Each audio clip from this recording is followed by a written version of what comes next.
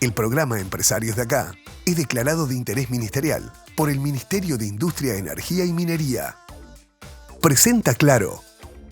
En el programa de Empresarios de Acá de hoy vamos a conversar sobre equipos diversos. ¿Qué significa tener un equipo diverso en una empresa?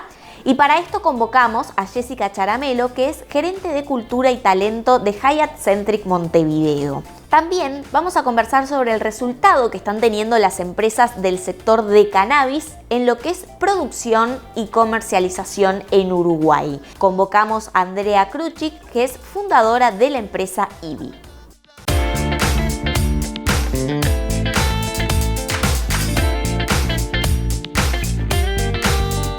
Bien, lo anunciamos al comienzo del programa, vamos a recibir a Jessica Charamelo, que es gerente de Cultura y Talento de Hyatt Centric Montevideo. Y un poco el tema que nos convoca es hablar de los equipos diversos, ¿no? ¿De qué estamos hablando cuando decimos equipos diversos en las empresas? Bueno, afortunadamente cada vez más las empresas están teniendo una mirada en todo lo que tiene que ver con la diversidad, la inclusión y la equidad a la hora de pensar sus prácticas y a la hora de pensar su cultura de trabajo, ¿no? Uh-huh. Cuando hablamos de diversidad, hablamos, de esas características únicas que residen en cada uno de nosotros y que son tan amplias como la cultura, el origen, de dónde venimos, la raza, nuestra edad, nuestro género, nuestras características físicas. Todo esto, cuando lo convergemos en un equipo de trabajo con una mirada consciente en cuanto a incluir diferentes personas, uh-huh. Está visto y está sabido y comprobado, digamos, que genera un impacto sumamente positivo en diferentes áreas de la empresa, ¿no? Uh-huh. Pero solo con la diversidad no es suficiente. Uh-huh. No es suficiente incluir personas de diferentes edades, no es suficiente contratar o tener equipos conformados por personas de diferente género, de diferentes orígenes, si no generamos las prácticas y las estrategias que lo respaldan. Y de eso se trata la inclusión, ¿no? La inclusión son esas prácticas conscientes, las políticas, las estrategias que permiten que cada uno de nosotros o que cada uno de los integrantes de nuestros equipos puedan sentirse lo suficientemente cuidados, lo suficientemente confiados para expresarse, para ser quienes quieren ser y para poder manifestarse en sus diversidades, uh-huh. en sus diferencias y en sus opiniones. Uh-huh. Allí, Jessica, preguntarte, ¿no? Porque obviamente cuando uno habla hoy por hoy de diversidad, la primera asociación que quizás se realiza es la referencia a la diversidad sexual, uh-huh. ¿no? La orientación. Y allí hay mucho más por lo que tú me comentas, ¿no? Exacto. Ahora, en ese sentido, por ejemplo, tú mencionabas políticas, ¿no? Uh-huh. ¿Y qué es lo que, por ejemplo, hace una empresa que tú puedas decir, esta empresa está fomentando la cultura de la diversidad en sus equipos? Danos algunos Exacto. ejemplos. Bueno, creo que comenzamos desde la contratación, ¿no? La contratación consciente, la contratación de decir, ¿cómo quiero equilibrar mi equipo? ¿Cómo quiero armar estos equipos de trabajo? Obviamente la preparación de los líderes, ¿no? ¿Cómo acompañamos a los líderes en este proceso, que uh-huh. son nuestros principales aliados para generar esta cultura y para generar este clima de inclusión y de confianza? Uh-huh. De nuevo, cuando hablamos de diversidad, hablamos desde contratar a personas de 20 años, 40, 50, 60, uh-huh. hablamos de contratar extranjeros, hablamos de incluir en nuestros equipos de trabajo a personas con discapacidad. Entonces, cada una de estas características, cada una de estas dimensiones lleva un acompañamiento particular, ¿verdad? A la hora de incluir a una persona con discapacidad, tenemos que entender cómo esa persona aprende, si es una discapacidad intelectual, tenemos que entender cómo va a ser el proceso de inserción, uh-huh. y desde recursos humanos o desde gestión humana vamos acompañando ese proceso y vamos brindando las diferentes herramientas. Y las diferentes herramientas que no es necesario saberlas todas, sino siempre digo que es tener la amplitud y tener la visión de entender que en la diferencia está el aprendizaje. Uh-huh. Y como líderes y como profesionales de gestión humana vamos aprendiendo en este camino y vamos entendiendo que la visión del otro es la que nos complementa y la que nos hace más ricos, ¿no? Y la que va generando esta sinergia. Y bueno, las herramientas están en la comunicación también, cómo comunicamos, cómo nos dirigimos tal vez a una persona que elige tener un pronombre neutro, cómo nos dirigimos a una persona con determinada discapacidad. De eso se trata este acompañamiento. Allí, Jessica, y para finalizar, esto que tú me mencionas está, digamos, en boca de los departamentos de recursos humanos de las empresas en Uruguay. ¿Cómo lo observas en general? Porque seguramente tienes contactos con colegas, charlas, cursos. Entonces, para saber un poquitito el clima, ¿no?, en cuanto a las empresas y este tema. Hay una gran preocupación, creo que estamos recorriendo el camino, ¿no? Estamos pasando desde la intencionalidad a la acción, y cada vez más empresas se van contagiando, y de eso se trata, ¿no? De contagiar la intención de trabajar en este sentido. Creo que, y esto es una opinión un tanto personal, pero bueno, creo que estamos recorriéndolo. Hay un montón de cosas todavía para hacer. Hay desafíos como ser bueno en esta mirada o en esta intencionalidad. Tenemos que incluir en nuestros presupuestos un presupuesto para todo lo que sean las políticas de diversidad e inclusión. Tenemos que formar, incluir en nuestros presupuestos capacitaciones para los líderes, capacitaciones para los equipos, capacitación para el resto de la empresa, digamos, en cuanto a todos estos procesos que vamos transitando. Todo esto, yo dije que era la última pregunta, y cuando uno dice que es la última pregunta, nunca es la última pregunta, ¿no? Pero se me viene a la mente preguntarte que todo esto, ¿no?, de políticas de diversidad y demás, en el término más amplio de la palabra, seguramente viene a solucionar un problema, ¿no? Y en ese sentido, para ilustrar, ¿cuáles son esos problemas que soluciona, digamos, aplicar todo esta batería de medidas y de políticas y ideas? O sea, ¿qué es lo que pasa en las empresas con respecto a un grupo de personas determinado que hoy no están pudiendo ingresar al mercado laboral? Yo creo que más que solucionar un problema es también generar una oportunidad, ¿no? Y es generar una oportunidad justamente hacia las personas que tienen más dificultad en acceder a una entrevista, en acceder a un puesto de trabajo remunerado, digno, o a un salario equitativo, como pasa muchas veces con las brechas de género.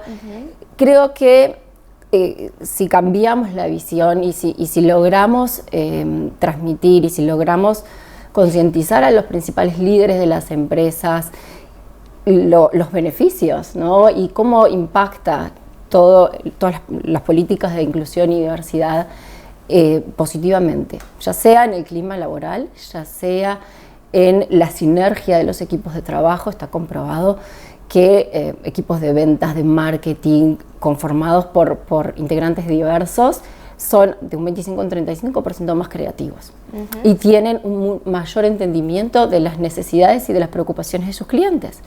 Entonces, y obviamente que todo esto repercute positivamente en los ingresos de las empresas, ¿no? Entonces, hay un impacto positivo en varios áreas de las empresas, ya sea la económica, el clima laboral, el prestigio de la empresa, la marca empleadora, ¿no?, que tanto se habla hoy, y la retención del talento y el compromiso de la gente. Y yo siempre lo pienso ¿dónde uno quiere trabajar? En una empresa que mira estas cosas, que tiene preocupación por todo lo que tiene que ver con incluir a diferentes colectivos, incluir a personas con discapacidad, incluir a personas de diferentes edades, o que no los mira, ¿no? Y creo que si cada uno se hace esa pregunta, este efecto contagio que hablamos sería más fácil, ¿no? Y no hay manera de que no veamos lo positivo de esto y de que no veamos el impacto que vamos a generar en nosotros, en los equipos y en la sociedad en sí. Bien, interesantísimo. Jessica Charamelo, que es gerente de cultura y talento en el Hyatt Centric Montevideo, le quedó lejísimos de empresarios de acá para venir a la entrevista. Ascensor de distancia. Bueno, muchas gracias por venir y vamos a estar en contacto para hablar de otros temas. Gracias, Tatiana. Bien, no nos vamos a la pausa sin antes agradecer por supuesto a las marcas que me acompañan. El look es de Guapa, los zapatos son de Marcel, los accesorios de Nova y de Carmen Manrique y me cuido en Betel Spa. Ahora sí vamos a una pausa y vamos a hablar de la industria del cannabis. Betel, única cadena de centros de estética y spa del Uruguay. Desde los orígenes de Mazars, nuestro compromiso y atención es lo que siempre nos ha caracterizado. Es lo que nos distingue, lo que nos hace destacar. Mazars.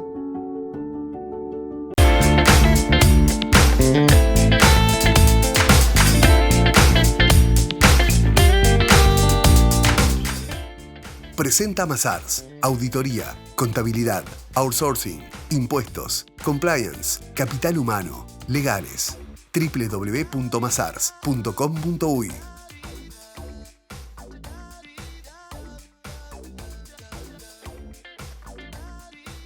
Segundo bloque de empresarios de acá y como lo anunciábamos, vamos a recibir a Andrea Kruchik, que es fundadora de la empresa IBI. Bueno, Andrea, muchas gracias por estar aquí en Empresarios de Acá y consultarte a propósito de lo que anunciábamos al inicio del programa, ¿no? Sobre el resultado que están teniendo las empresas del sector en lo que es la producción de cannabis. Y allí te pido quizás especificaciones en lo que es cannabis medicinal y recreativo. Bien, bueno, muchas gracias por recibirme, primero que nada, un placer estar acá. Bueno, me preguntás sobre los resultados de las empresas de cannabis y la verdad que la respuesta no es simple, es una industria muy complicada, muy regulada. Te voy a contar un poquito personalmente en nuestro caso y después en general por lo que vengo hablando con otros actores de la industria. Principalmente nosotros nos enfocamos en la producción de flor para uso médico. En Uruguay, la flor no se considera como un producto medicinal, sino como un insumo para la elaboración de productos medicinales. Entonces, para nosotros ha sido un poco difícil poder comercializar nuestros productos acá en Uruguay.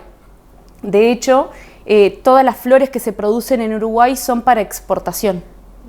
Entonces, principalmente hay 3 mercados donde se exportan las flores y estos mercados cada uno tienen como una certificación específica. Entonces, lleva bastantes años llegar a las exigencias que demanda el mercado y lo que hemos visto en estos años produciendo en Uruguay es que al no tener como un mercado local donde uno puede empezar a comercializar inmediatamente, uno está un poco forzado a recibir financiamiento de inversores. Y si bien han habido muchas inversiones en el rubro, hoy hay un contexto macroeconómico complicado donde las empresas están dejando de recibir inversión también porque no se han obtenido los resultados que los inversionistas esperaban de crecimientos exponenciales y ventas masivas a todo el mundo. Entonces, estamos en un momento de la industria que es bastante complicado.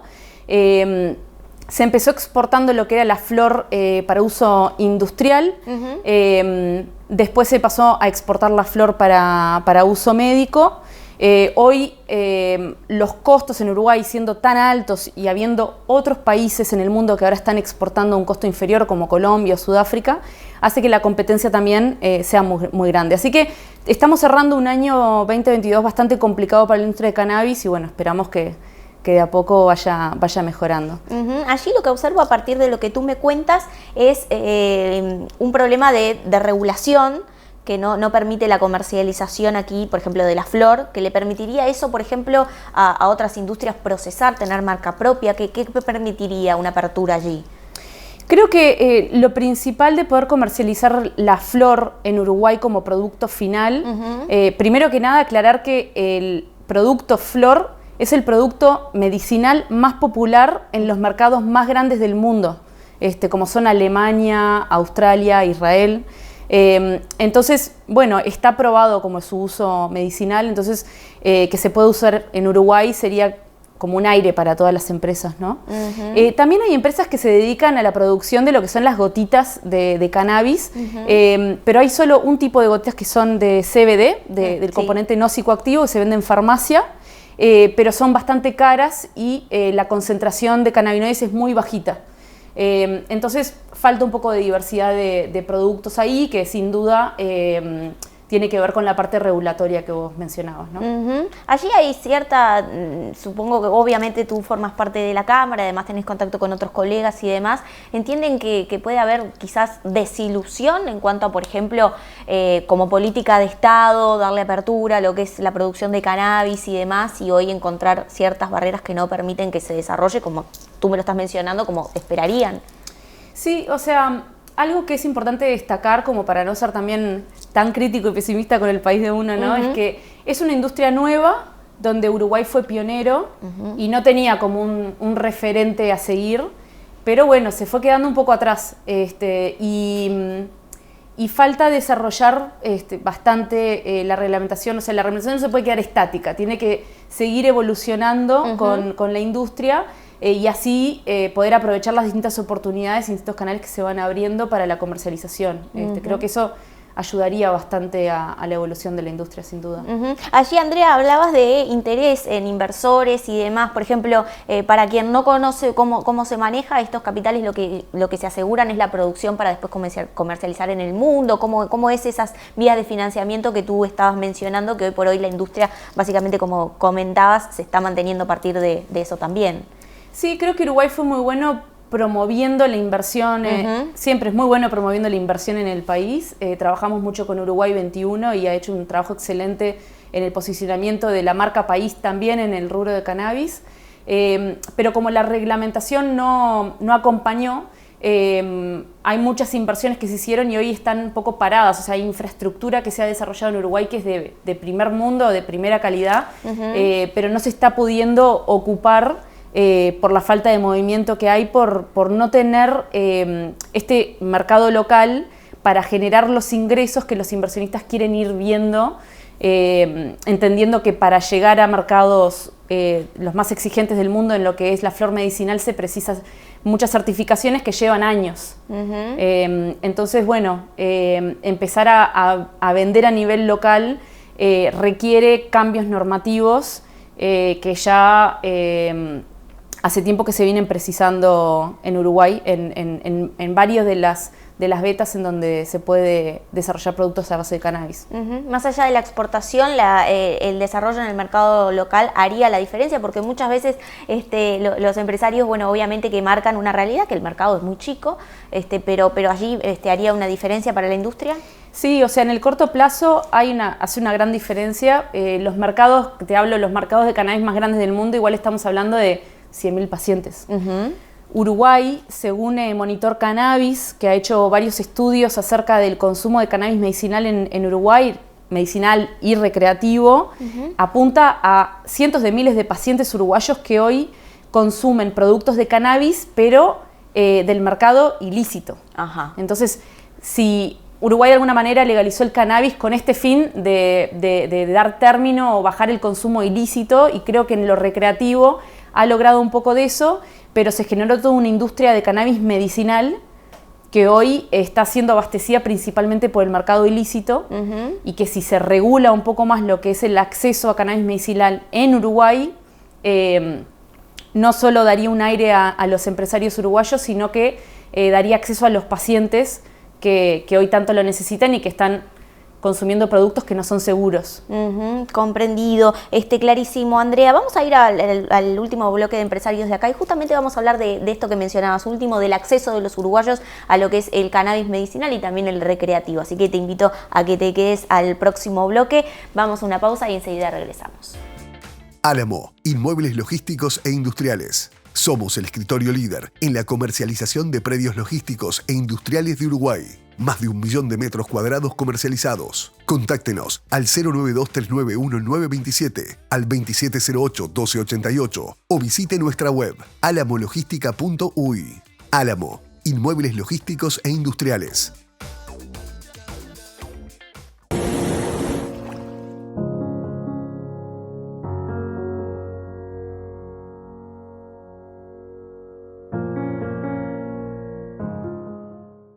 Urban Cat. Peluquería unisex.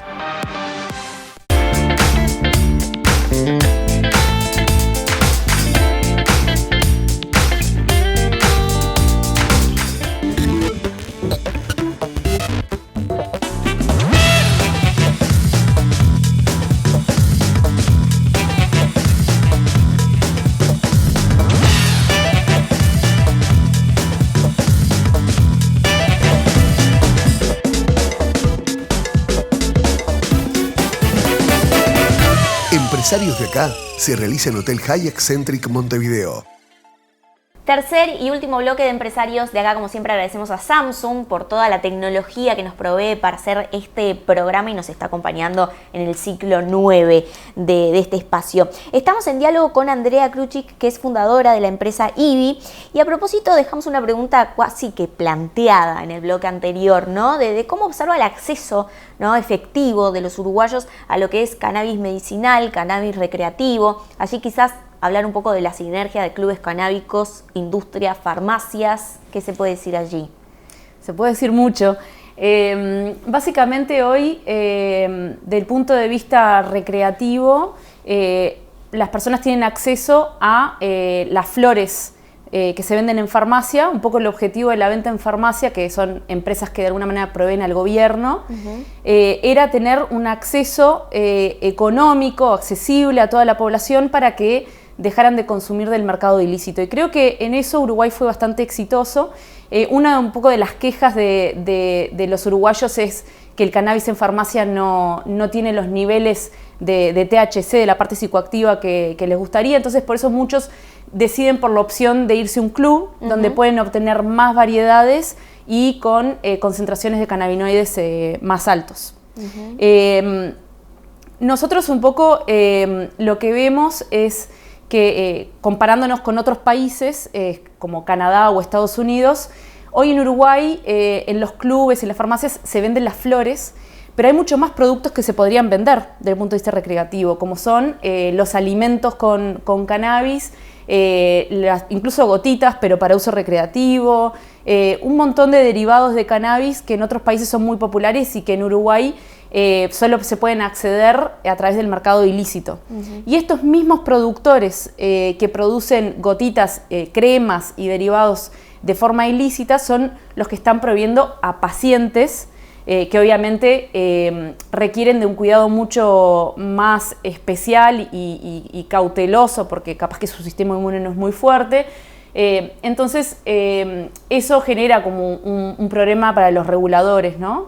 Y creo que de alguna manera también complementando un poco la respuesta anterior que me habías hecho, creo que el punto regulatorio se podría educar un poco más a la población y no solo del punto de vista de las advertencias a la salud, sino que educar un poco más sobre los beneficios a la salud que tiene el cannabis. Entonces, yendo un poco más hacia lo que es el acceso medicinal, hay una ley que fue aprobada hace más de 3 años que da también 3 vías de acceso a cannabis medicinal. Principalmente creo que la parte de fórmulas magistrales es lo primero que entendemos que está en vía de ser regulado y que daría acceso a los pacientes a tener distintas variedades de productos medicinales para distintas patologías con el control de un médico. Creo que eso va a ser un antes y un después para la industria de cannabis medicinal y para los pacientes principalmente.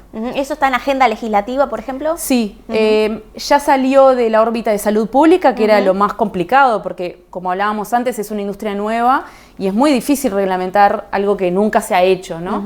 Y entiendo que está ahora para firma de ministros y debería salir en el 2023. Bien, bueno, vamos a estar atentos. Allí, Andrea, por supuesto, preguntarte, ¿no?, a propósito de lo que es, fundar una empresa, ¿no?, vinculada a lo que es la producción y de cannabis medicinal y recreativo. ¿Cómo surge, ¿no?, Andrea, en este mundo y, bueno, posicionando una empresa como es IBI? Bueno, ha sido como una montaña rusa, ¿no? Porque emprender es difícil en general, y emprender en cannabis es más difícil porque tenés toda la parte regulatoria que un poco marca el paso y marca lo que podés y no podés hacer.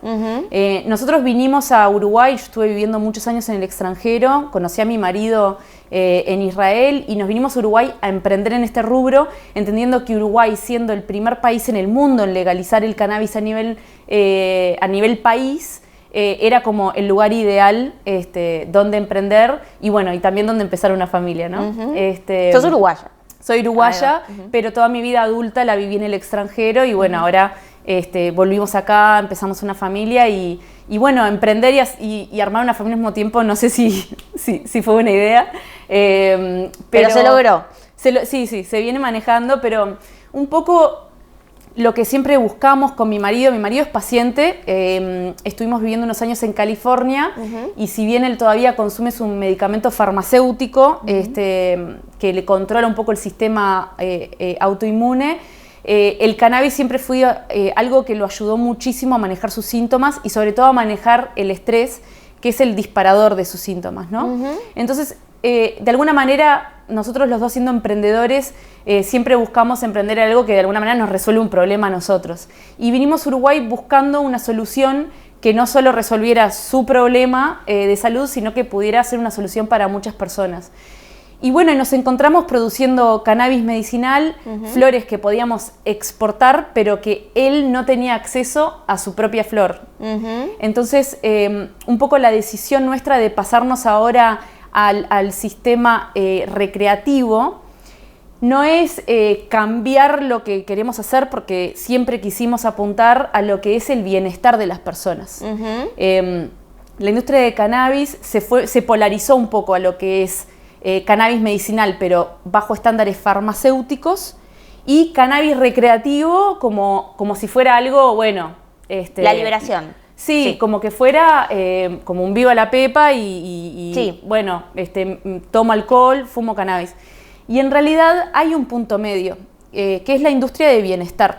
Y eso es lo que nosotros siempre apuntamos. Primero pensamos que la vía era por el medicinal, pero al no ser aceptado en Uruguay la flor para su uso medicinal, ahora empezamos a usar el marco recreativo, pero para producir la misma flor con la misma calidad medicinal, apuntando al bienestar de las personas. Qué interesante. Y es un poco a donde estamos yendo ahora. No pudimos por el lado medicinal y ahora ojalá podamos por la vía recreativa. Por ahora para mercado de exportación.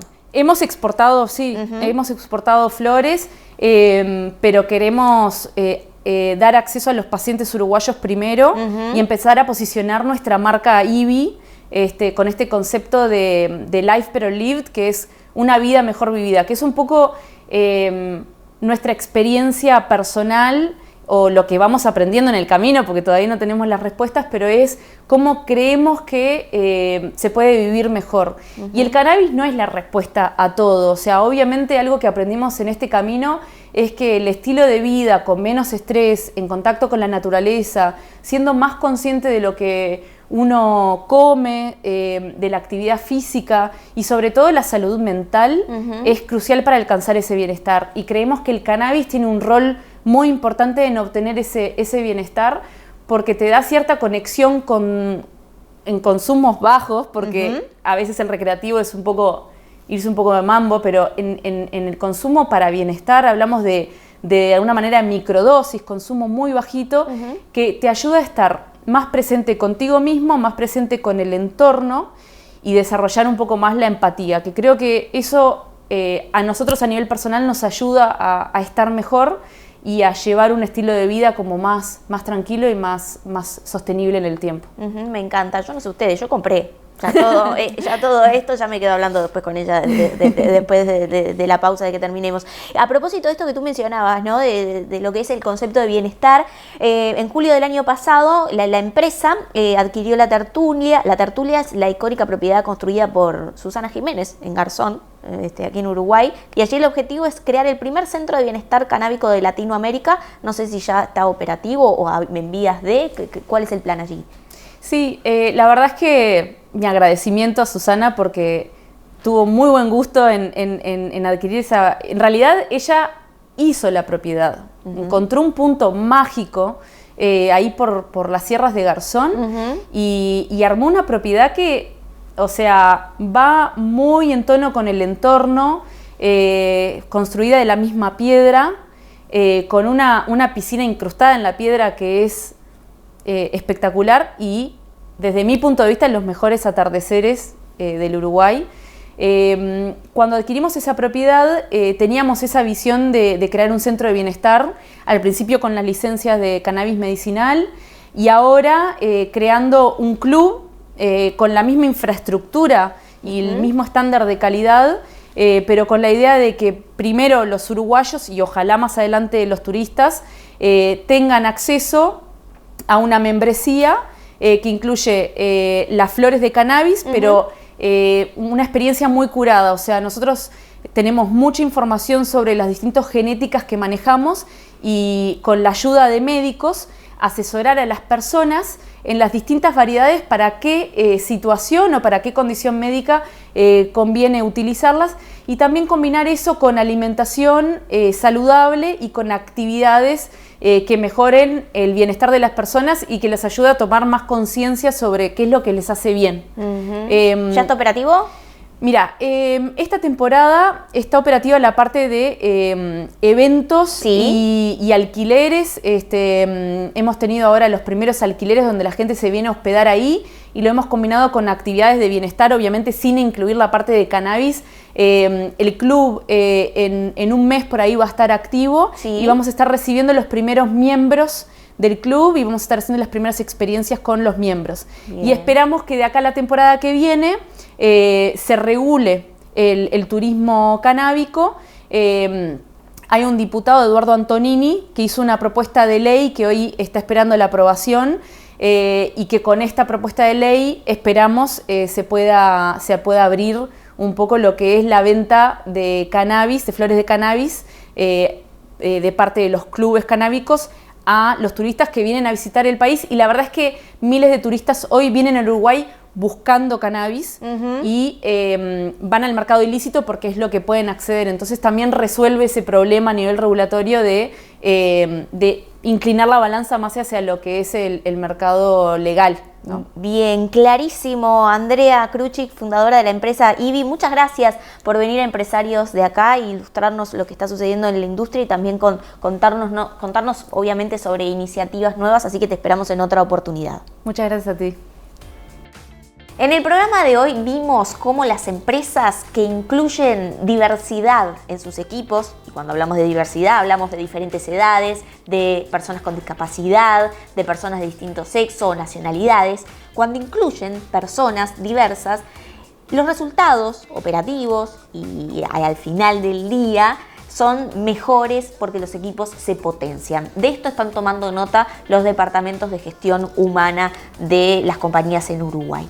También vimos cómo la industria del cannabis necesita actualizar su legislación para poder apuntar al mercado local y allí poder desarrollar otro tipo de productos de industria nacional. Todos estos fueron los temas que comentamos hoy en el programa Empresarios de Acá y nos reencontramos, por supuesto, el próximo viernes a las 21.